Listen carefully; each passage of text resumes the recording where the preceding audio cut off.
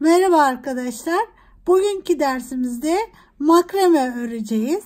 Makrame küpe yapacağız bugün. Evet, böyle cıvıl cıvıl bir küpe. Şu şekilde yapımı oldukça kolay arkadaşlar. Bir iki tane püf noktası var. Makrame yapanlar arkadaşlar bunu çok rahat yapacaktır. Şimdi bunlara gerekli malzemelerimizi söyleyelim. İlk başta böyle bir halkamız gerekiyor. Küpe halka. Evet, şu şekilde. Birini yaptım ben. Diğerini beraber yapacağız. Ve arkadaşlar şimdi ölçerek gidelim.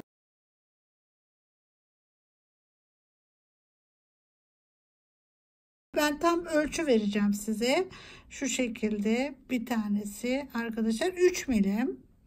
3 milim bu. Diğeri de 2 milim. 3 milim ve 2 milim boncuk kullandım bunun için. Bunun için 3 milim ve 2 milim boncuk kullandım. Ama siz sadece yani şu 0,8 dediğimiz boncukları kullanabilirsiniz buraya. Bunda mesela aynı şekilde ikisi de 2 milim bunların. Yani her iki boncuğunu da aynı şeyi kullanabilirsiniz. Ama ben burada değişik kullandım. Bunları 3 milim, şunları da 2 milim olarak kullandım. Evet. Şimdi bundan sonra 8 tane 18 santim. Şöyle 8 tane 18 santim. Şu şekilde arkadaşlar. Evet. 8 tane 18 yeşil ip kesiyorum. 7 tane sarı ip kestim. O da 18 santim. 15 de olabilir. Yani ben rahat çalışayım diye bu kadar uzun tuttum. Evet, gördüğünüz gibi örüldüğünde bu kadar kalıyor.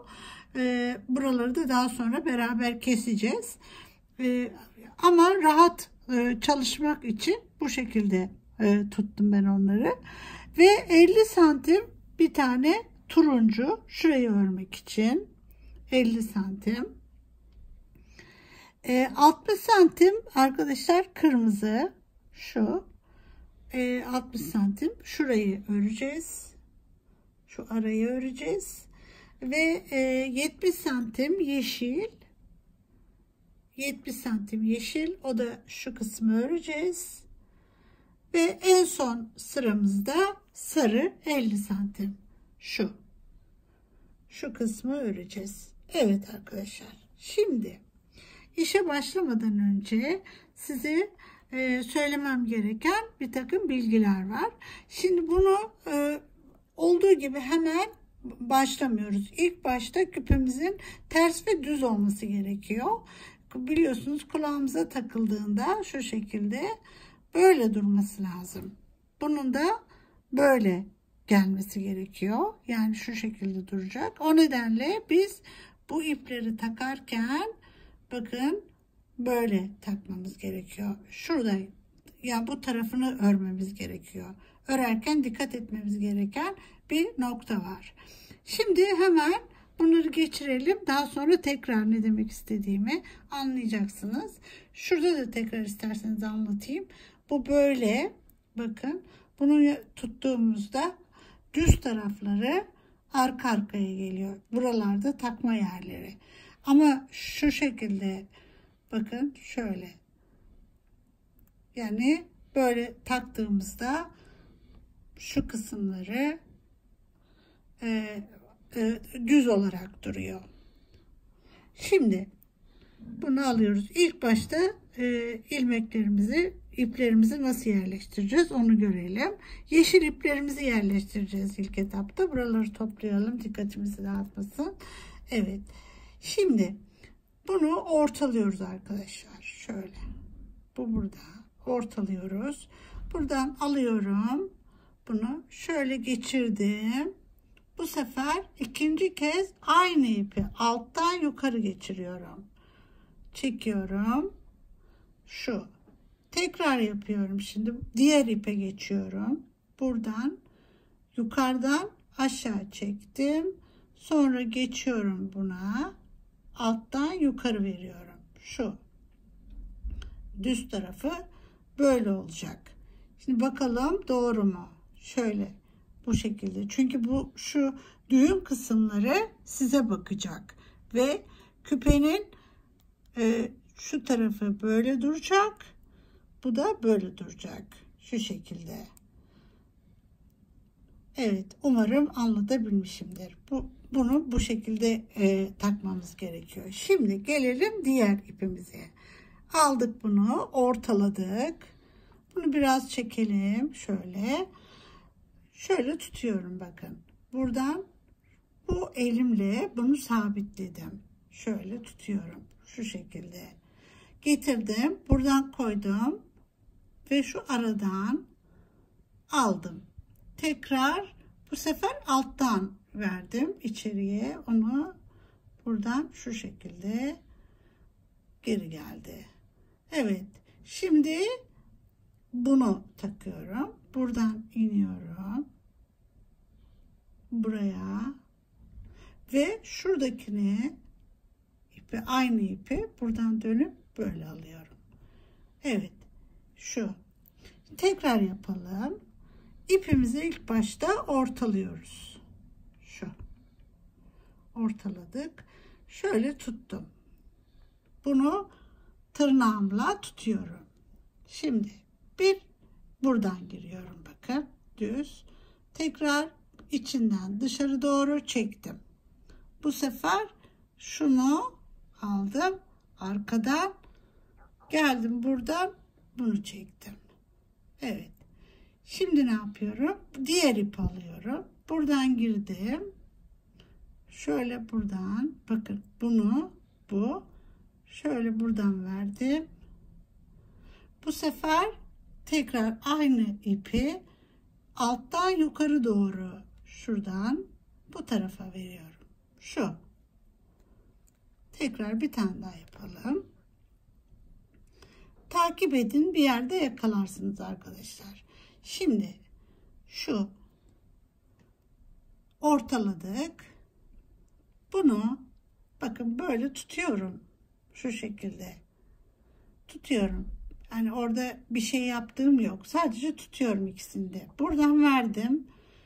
Aradan bunu çekiyorum. Şunu çektim. Şimdi bunu tekrar aynı ip alıyorum. Bu sefer arkadan öne doğru veriyorum. Bunu buraya yerleştiriyorum. Şimdi diğer ucu yapıyorum.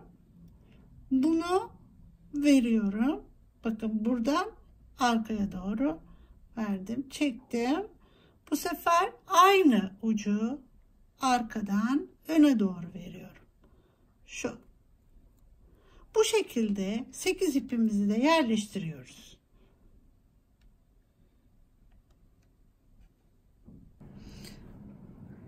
Şimdi bütün iplerimizi 8 tane yeşili yani buraya yerleştirdik. Bundan sonra örme işimize geçiyoruz. Önce halkamızı bir sabitleyelim böyle. Sabitlemeye çalışalım iğnelerle. Ne kadar iyi sabitlerseniz o kadar oynamayacaktır. Evet. Şimdi ilk sıramızda ne var? Turuncuyu öreceğiz. Şu sırayı turuncuyu öreceğiz arkadaşlar.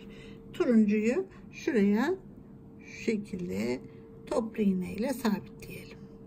Evet. Şimdi örerken daima sabit iplerimiz, bunlar sabit ipler, bunlar da örgü iplerimiz. Şimdi sabit ipi dik tutuyoruz. Bakın bunu buraya koyuyorum şu şekilde ve aradan bunu şöyle geçiriyorum, buraya veriyorum.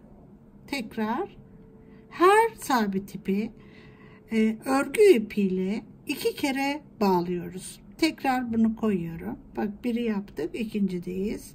Bunu şu şekilde sabitledim. Evet. Ne yapıyoruz? Tekrar sabit ipi öreceğimiz ipin üstüne koyuyoruz.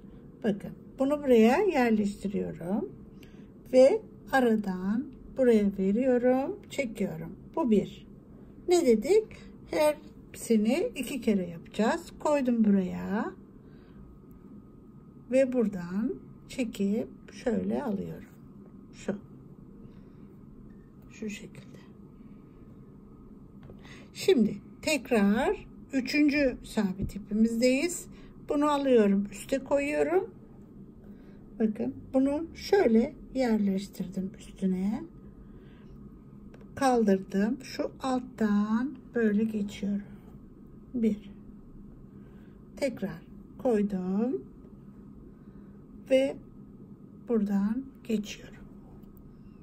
Şu. Evet. Şimdi tekrar şunu koydum. Üste duruyor. Bunu yerleştirdim. Altından verdim böyle. Çekiyorum. Bir tane daha yapıyorum. Koydum. Kaldırdım. Şu aradan geçtim. Şimdi aynı şekilde ben bu sırayı tamamlıyorum. Evet arkadaşlar, bir sıra turuncuyu ördük. Şimdi geri nasıl döneceğiz onu göstereceğim. Yine sabit ipimizi kaldırıyorum. Altından turuncuyu çekiyorum, alıyorum. Buraya bu sefer böyle yerleştiriyorum. Yine aynı şekilde aslında ters döndüm. Bu da buradan tekrar şu. Evet. Şimdi ikinci ipime geçiyorum. Buraya. Şunu yerleştirdim. Böyle. Koyuyorum. Tekrar yerleştirdim. Şu aradan bunu çekip alıyorum. Şimdi arkadaşlar iki tane örüp araya 3 milim boncuğumuzu yerleştiriyorum. Şunlar 3 milim. 3 milimi takıyorum buraya. Evet. Şöyle. Mecburen bunu yapıyoruz. Ya ip ilave edeceğiz ya da boncuk koymamız gerekiyor. Çünkü genişliyor bu şekilde. Evet. Şimdi 2 tane öreceğiz. Boncuk koyacağız dedik. Bunu koyduk, yerleştirdik. Şimdi bir yine aynı şekilde örüyorum. Şimdi tekrar bunu aldım, üste verdim. Bakın, koydum. Şöyle. Buradan veriyorum. Tekrar bunu buraya koydum. Şuradan buna geçiyorum. Şimdi bir boncuk yerleştiriyorum.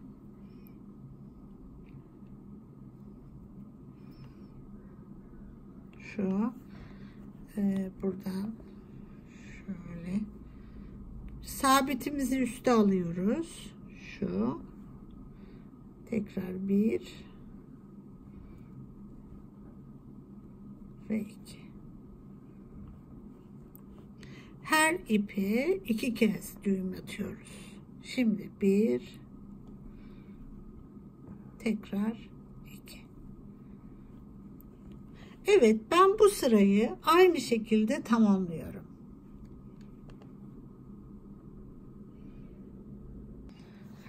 Şimdi turuncu rengimiz bitti. Sıra burada da gördüğünüz gibi kırmızı renge geldi. Kırmızı ipimizi alıyoruz. Kırmızı ipimizi alıyoruz. Şöyle buraya sabitliyoruz bir iğneyle. Şöyle. Evet, burada şimdi işlemler yapacağız. Yine sabit ipimizi alıyoruz. Üstüne koyuyoruz öreceğimiz ipin. Ve bunu şöyle yapalım. Şu şekilde veriyorum. Buradan aldım. Bir. Tekrar buradan verdim. Şu şekilde 2 tane ipimizi örüyoruz. 2 ipi bu şekilde örüyoruz. Şu buradan bir, tekrar iki. Evet arkadaşlar, şimdi buraya ip ilave edeceğiz. Sarı iplerimizi. Onları nasıl yapıyoruz onu gösterelim. Şimdi şurada bakın böyle bir nakış oluşmuş. Sarı nakışlar gördüğünüz gibi. Onları işte şimdi ekleyeceğim ipte veriyorum. Böyle şunu ikiye katladım. Ve böyle üstten bakın bunun şöyle üstünden şu şekilde ikisinin arasından verip çıkartıyorum, buraya koyuyorum. Şu. Ve tekrar 2 ipimi örüyorum. Bakın, 1 koydum buraya. Buradan alıyorum. Her ipi 2 kez şu. Bu dimdik duruyor arkadaşlar. Çok önemli. Bu dimdik duruyor. Şimdi yine bu sabit ipimiz adı üzerinde böyle sabit. Evet, koyuyorum buraya. Tekrar 1, bunu böyle koydum. 2.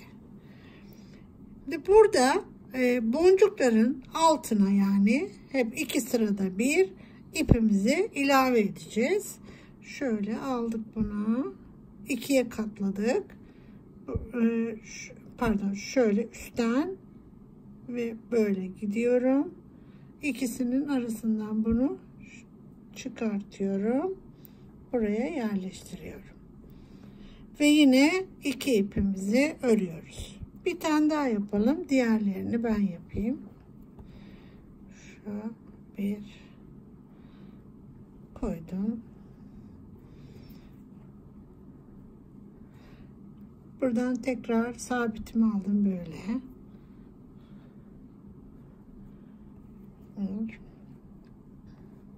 Şu.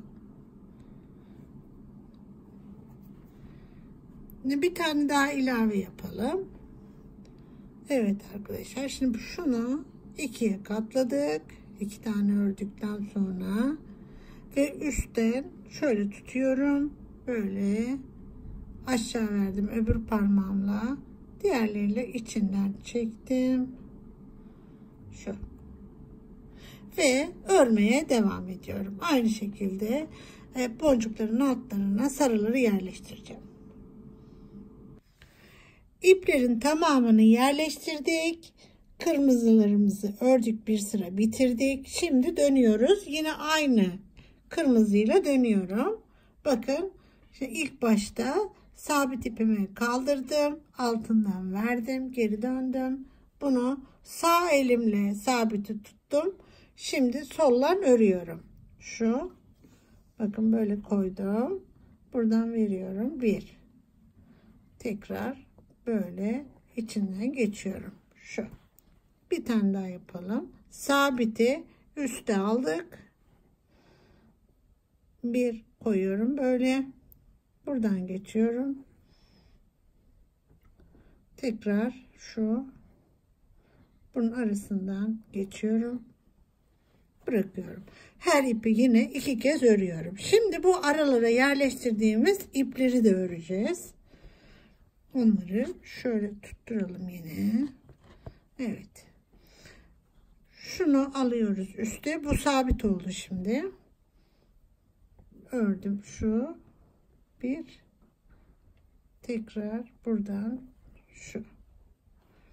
Evet. Şimdi buradan geliyorum şuna. 1 ve 2.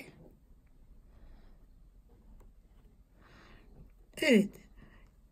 Şimdi bütün sırayı kırmızıyla aynı şekilde öreceğim. Sabit. Bunu koyuyoruz. Aradan veriyoruz. Geçtik. Tekrar koyuyorum. Buradan aradan verdim. Geçtik. Sırayla bunu yapıyoruz. Bakın, tekrar koydum. 1. Aradan tekrar bu.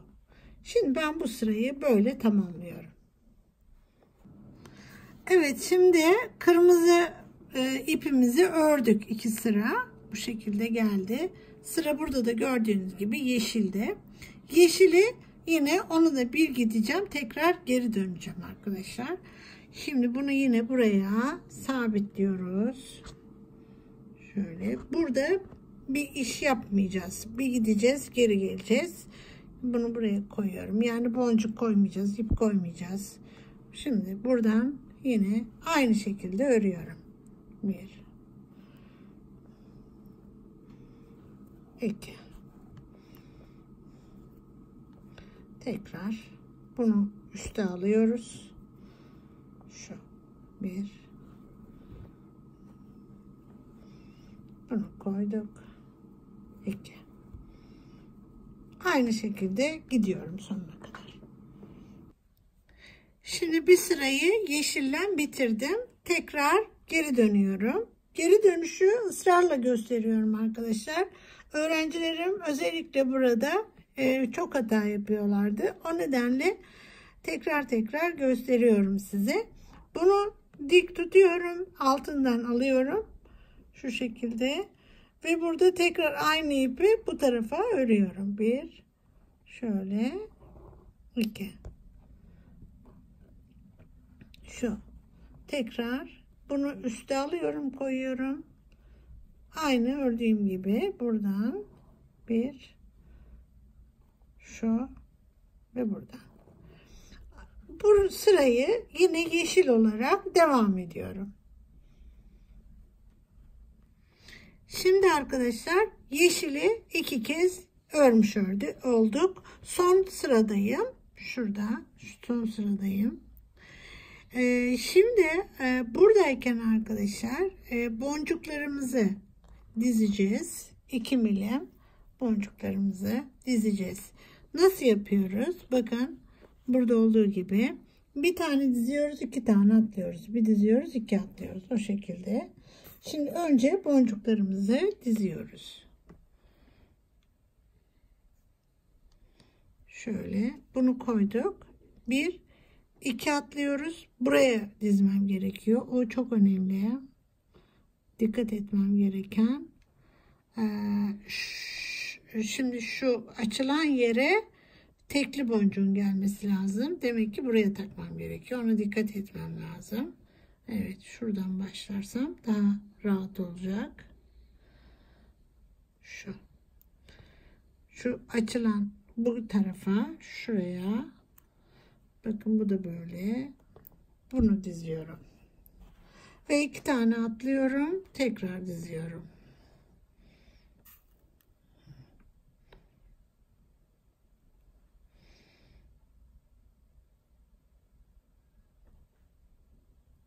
Şimdi bunları ilk etapta bir dizelim.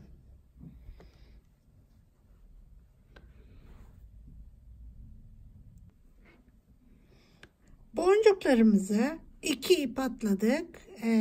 Birini dizdik. 2 ip atladık. Birini dizdik. O şekilde hepsini yerleştirdim. Şimdi son sıramızı öreceğiz ve bitirmiş olacağız. Sabitledim buraya sarı ipimi. Şuradan yine sabitimi aldım. Koydum böyle. Bir buradan geçiyorum. Aynı işleri yapıyorum. Şu. Sıkı. Evet. Tekrar buna geliyorum. Sıkıp ileri doğru itiyorum arkadaşlar. Şöyle bir. Şunu buradan bu. Şimdi boncukluyu öreceğiz. Aynı şekilde örüyorum. Boncuklu orada kalıyor. Bir. Şu. Tekrar. Bu. Şimdi sabit üstü alıyoruz. Şu buradan bir. Tekrar. Bunu şöyle alıyorum. Buradan tekrar bu. Boncukluyu şöyle kaldırdım. Üste koydum. Bunu böyle bir tekrar bu. Evet arkadaşlar, bu şekilde tamamını örüyorum. Böylece sarıyı da ördükten sonra örme işimiz tamamlandı. Bundan sonraki aşamaları iplerimizi ilk etapta bu iplerimizi yok edeceğiz. Bunları geriye çevirip arkadaşlar kesip yakacağız. Burası bile ayrı bir güzel oluyor. Yani önlü arkalı kullanılabilir. Şimdi buraya geldiğimde bir şu, bakın şunun tam arkasındaki şu ipe giriyorum. Bir tane büyük iğne bu. Onu böyle takacağım buraya. Şöyle. Ve bunu buradan çekiyorum böyle. Güzel düzeltiyorum. Sonra diğerlerini yapacağım. Şuradan buna giriyorum. Güzel böyle ucunu sivriltip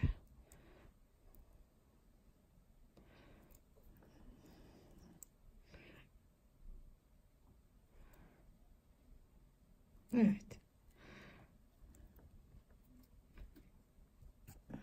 Bunu da böyle çekiyorum. Şimdi bunların hepsini aynı şekilde çevireyim. Evet, şimdi bunların tamamını geriye çevirdik ve bunları keseceğiz. Şöyle dibinden. Evet. Ve bu uçlarını yakacağız.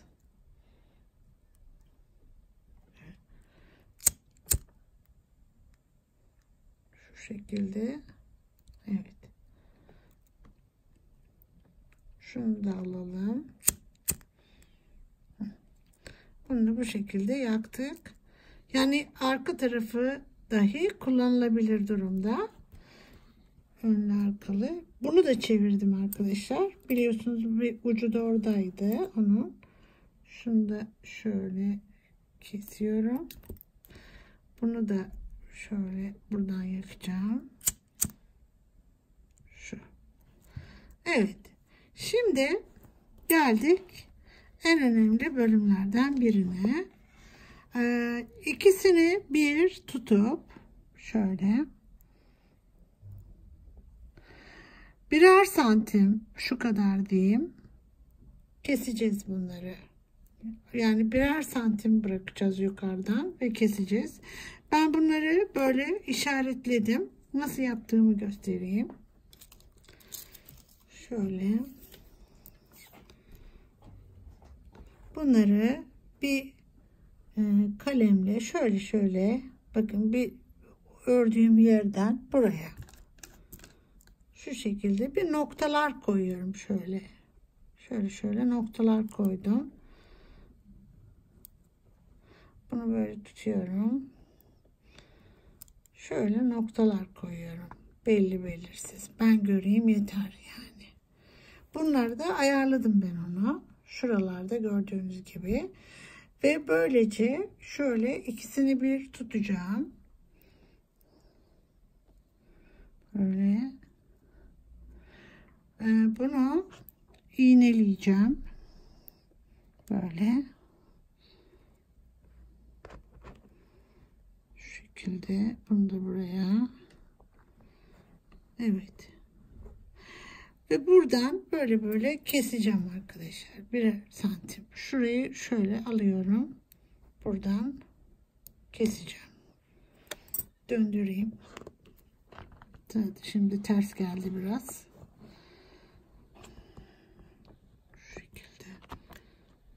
Bunlar ayrılmaması lazım. Yoksa aynı boyda olmuyor. Evet. Şimdi şuradan bakın burası 1 santim. 1.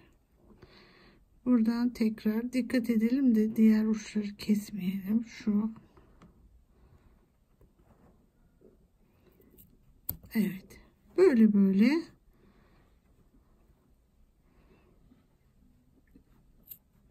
yani orada işaretlediğim yerleri yavaş yavaş çevirelim. Şöyle. Alttaki kaymasın. Tabii ona da dikkat etmemiz lazım.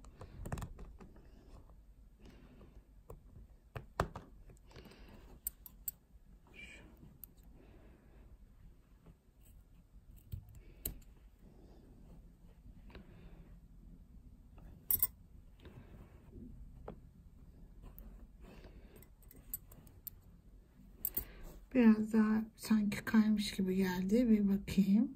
Değil.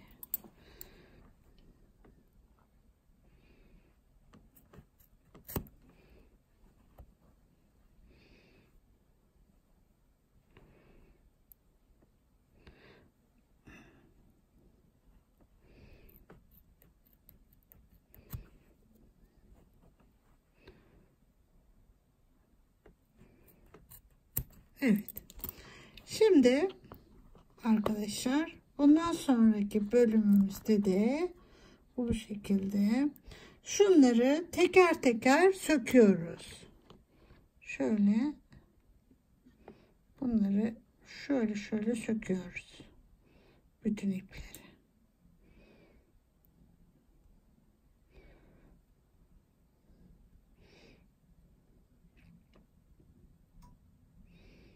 Böyle bir püskül oluşturuyoruz.